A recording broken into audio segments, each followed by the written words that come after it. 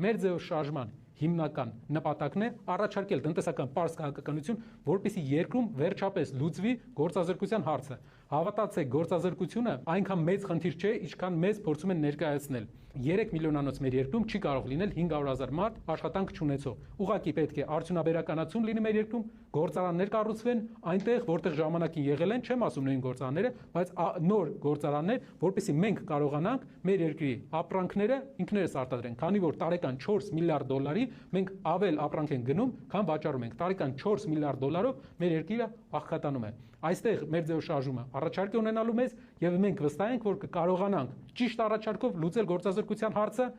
ոչ թե ամբողջապես, բայց մեծ մասամբ։